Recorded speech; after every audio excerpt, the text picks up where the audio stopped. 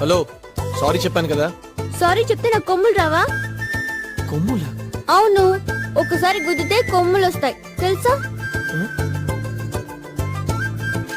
తెలీదా?